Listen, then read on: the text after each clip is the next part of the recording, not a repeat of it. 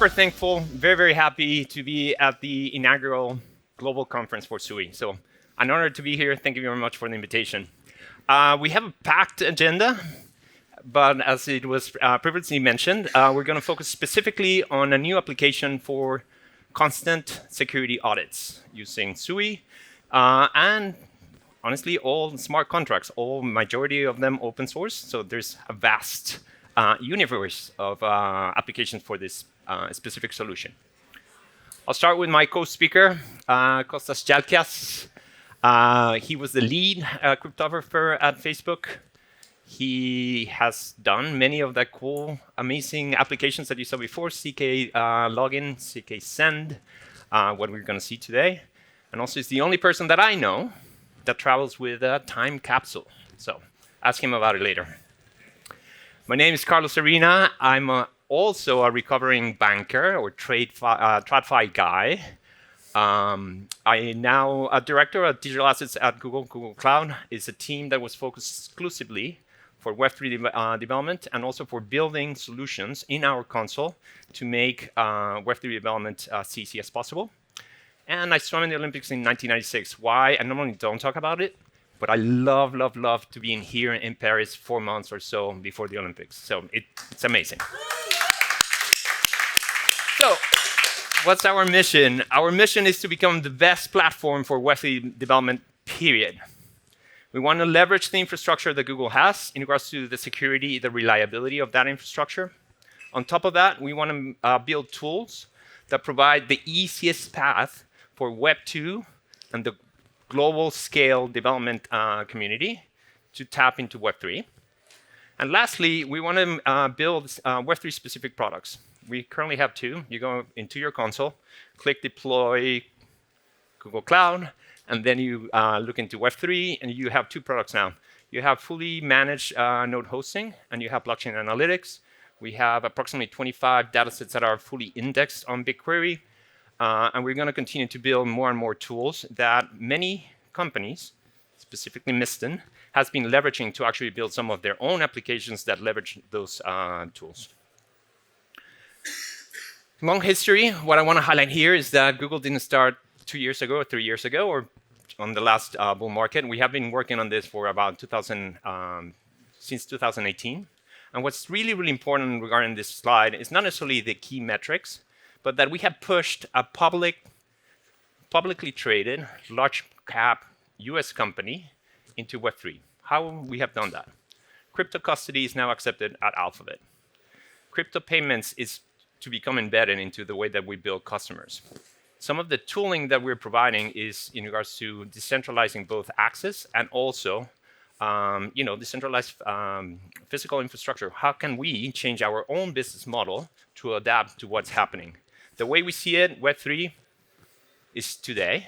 In the future, it's just going to be the web, and we're going to be part of it. I'm very happy to be here with Mysten. Thank you, Carlos.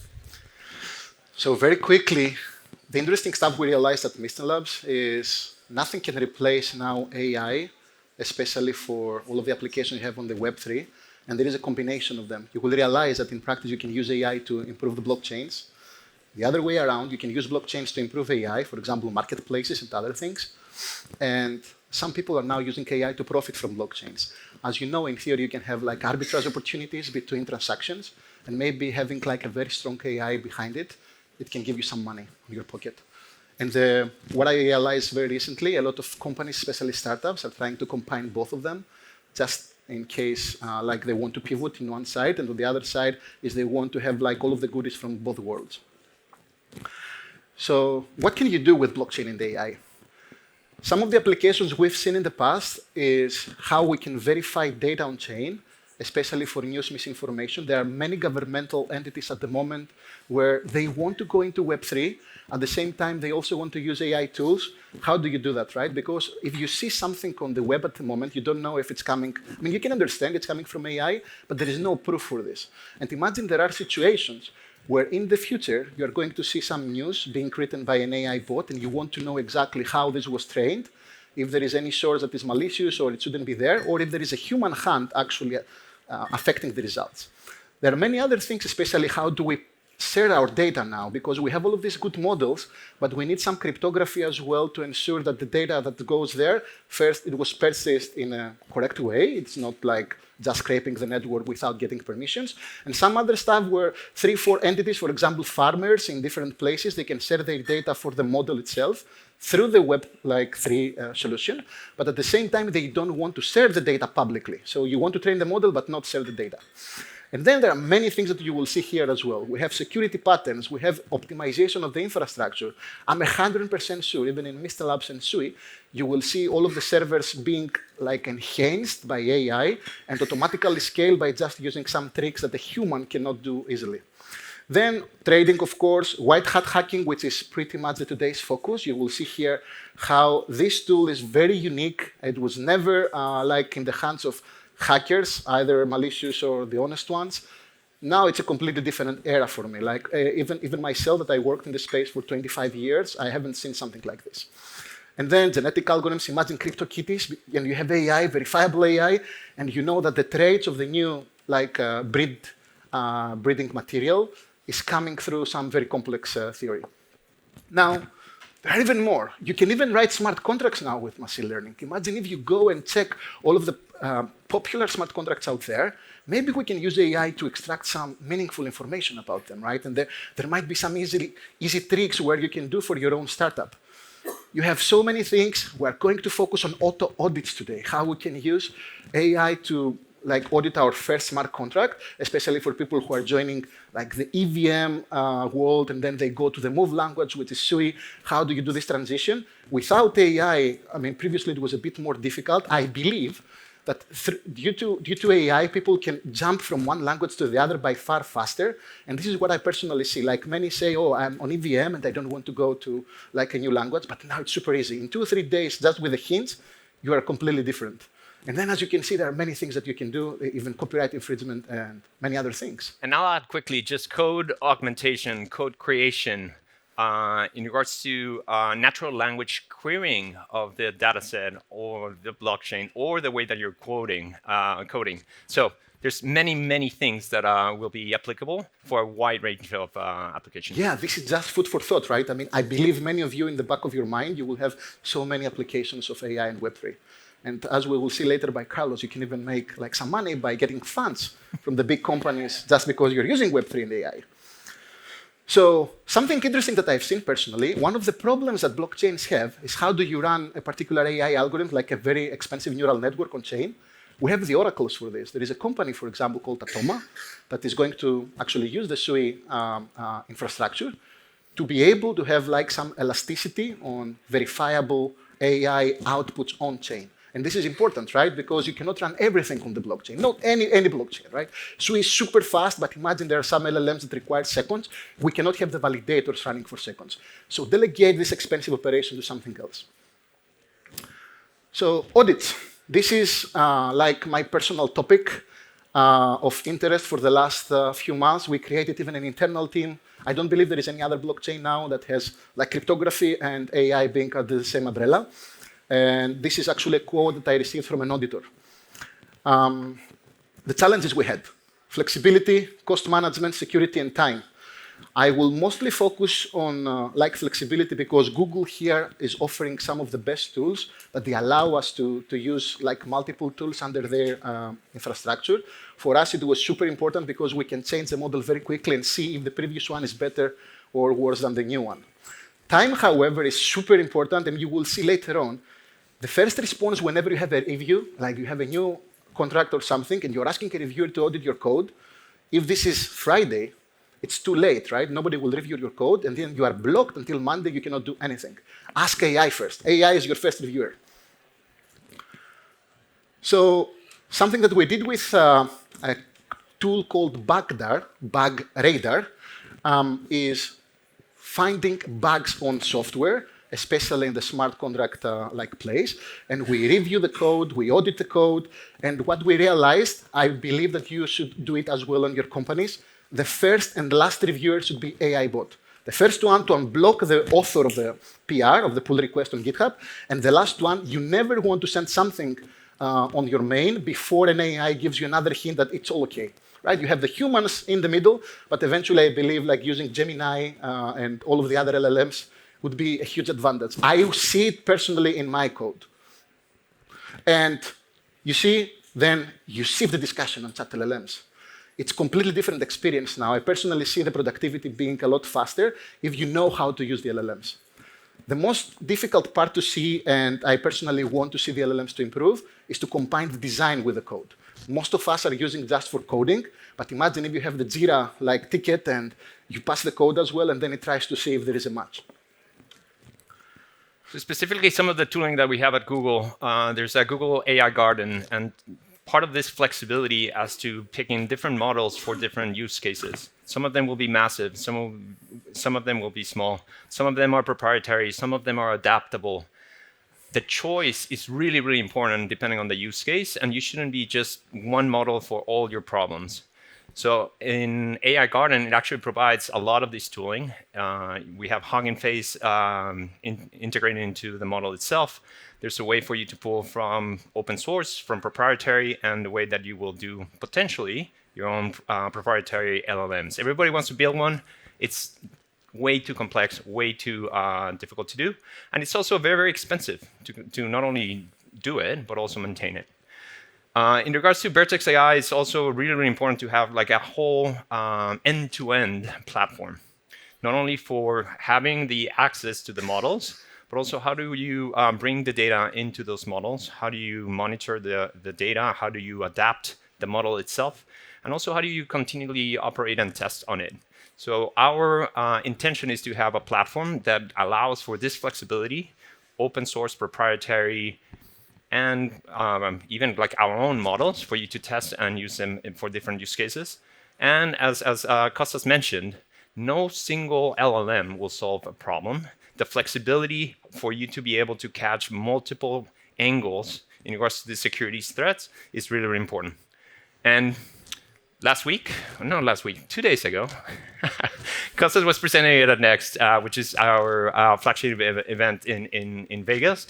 But it's this collaboration that actually happens when we have the tooling, but without people that are building and developing on it, we don't go anywhere. So we greatly appreciate that. And then the interesting stuff, when I went to Google, I realized, do you know how we train our model? We threaten the LLM. If you don't give me an answer, you're fired. And surprisingly, one of the Google engineers on the LLMs tells me this is how we train the model as well. And so there is convergent evolution. We realized this by just playing with that, right? And then obviously they did it with some strategy. But I was surprised that this actually works. Try it at home. All caps. Yeah. Your prompt all caps gives you a different answer if it's not all caps. They do have character. They do have to understand the urgency, the role, the intent. So definitely, the more you add, you'll begin to see some of those prompting differences. And then something else we realized. Each of the LLMs out there, they have their own personality. For example, in Gemini, we realized that if you ask the question at the end, you get better results. Like when you say, okay, solve me like the problem, find the bug to this problem, or this is a problem, find me the bug. The second one works better on Gemini. Gemini 1.5, by the way, was by far better than I personally expected. You know, there was this debate between LLMs, which one is better. But when you are having like big databases of code and you want to merge a PR into something that is large, the 1 million tokens on Gemini 1.5 makes a difference. I wouldn't personally, I'm not Google, right? But I have to testify this. Now, if you learn how to use like the prompts, then you realize that you can form some templates that perform better than handwriting. And in this particular situation, if you explain what everything is in your question, you're going to get more structured results. The efficiency. What I want, well, although we have these 5, I want to mention that the number 2 is the most important stuff. It can give you hints, but if you have some experts in your like company, and that's why I'm saying sometimes it's not completely going to replace coding, like coders, in my opinion, as the NVIDIA CEO said. I believe that there will be like a grace period where everyone works together, and the senior people who can read the hints can get a lot more than the output of the LLM. We have, for example, in our company, John Nolte, who is like the father of all of this backdart that we created, and Reginaldo Silva, who was the best CTF, like capture the flag engineer at Facebook.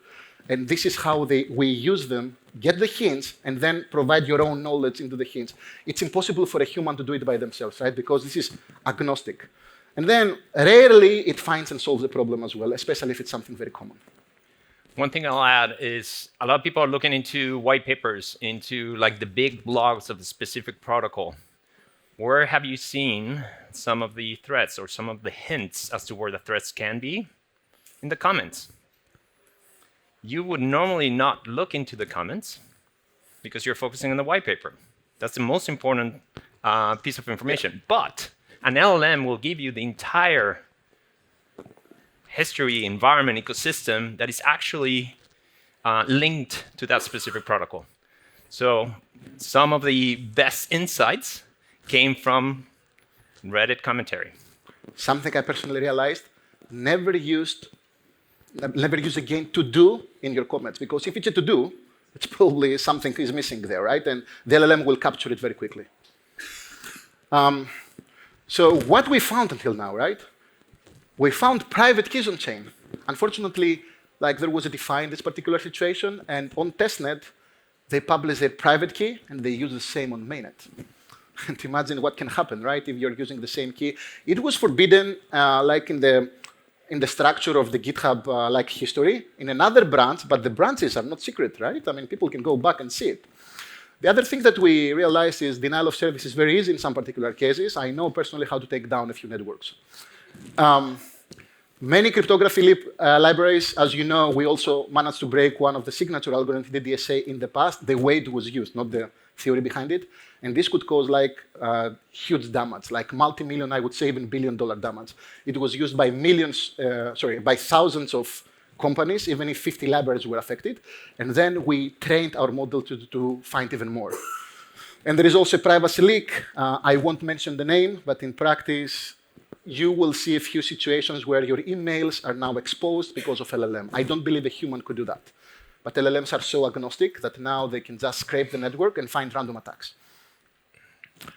So some other attacks we found just by running the protocol like in the history is if LLMs, the backdoor program we have now, was used on Cosmos SDK, it would probably find this issue. In Solidity smart contracts, it will find this particular issue. And we also found the same thing on some random generation in the Trust Wallet. So yes, you can see also and train your model based on historical things that happened, unfortunately, in the past. And some things that are still open, this is another problem, is one of the most reputable research websites out there is unfortunately leaking the emails of all of the researchers, and some of them are personal emails. And there is another institute, for example, that their algorithm that they're using for solvency is not like great. In theory, they can fake the results. And obviously, as I explained before, DOS, denial of service, is the easiest attack to perform if you're using LLM. So, takeaways. If we didn't have Google, it would take us a lot of time to go and use the models that we had in Mysten and compare it with the other LLMs. You all know ChatGPT and Gemini. I was personally even biased originally because, you know, they were first in the game like the others.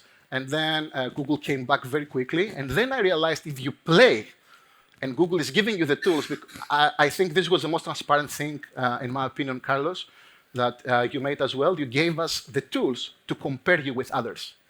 And when Gemini 1.5 appeared, actually, we realized, OK, now we're talking pretty much the same language, and there are many places where it wins against ChatGPT. And we couldn't have seen that if there was not such a tool, because then you have to actually create your own tooling. And then by just switching, like flipping a button, you can have this comparison.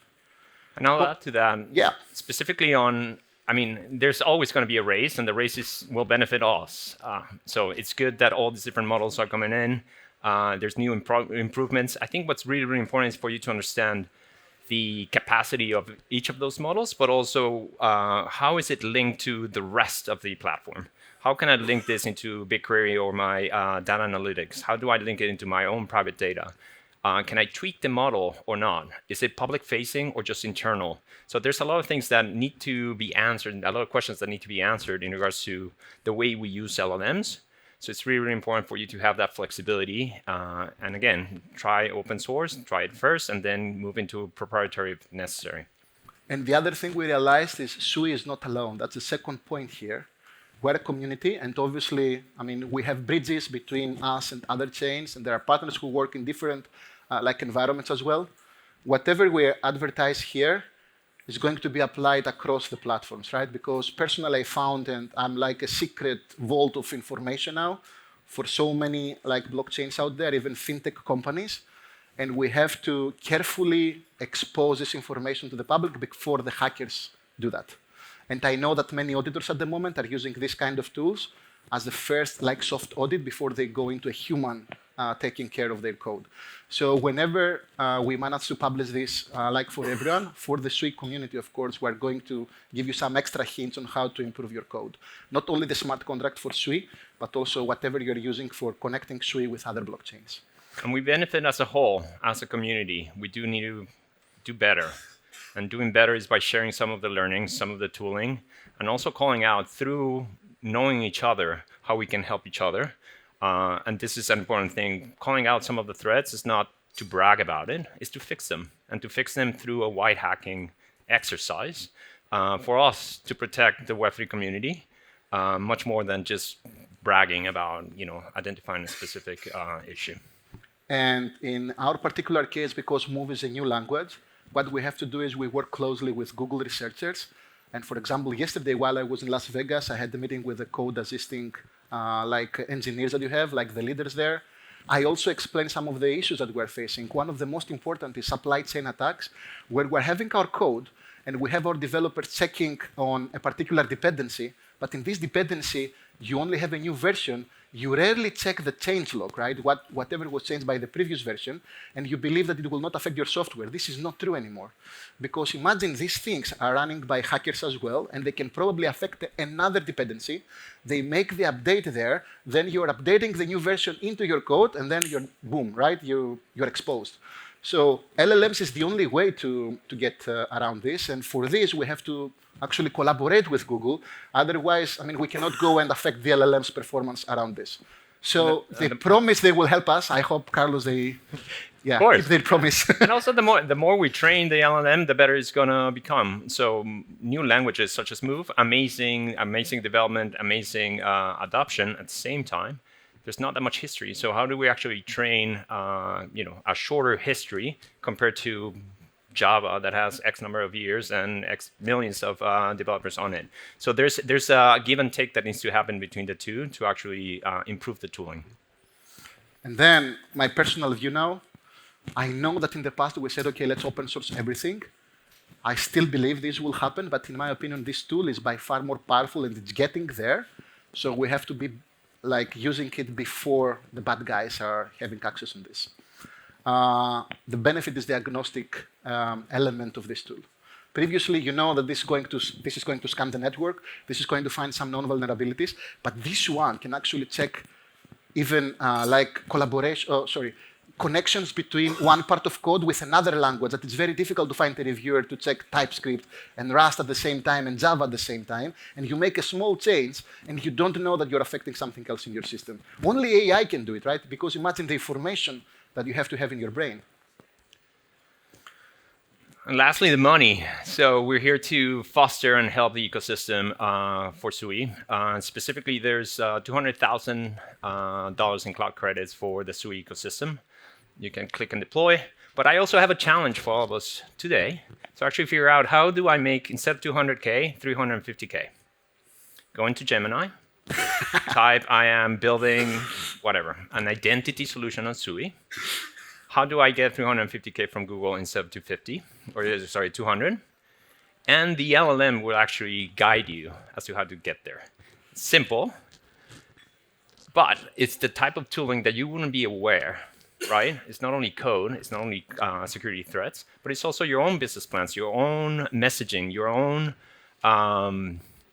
differentiation between you and your competitor, that an LLM can guide you and provide additional tips and ideas. So there's my challenge.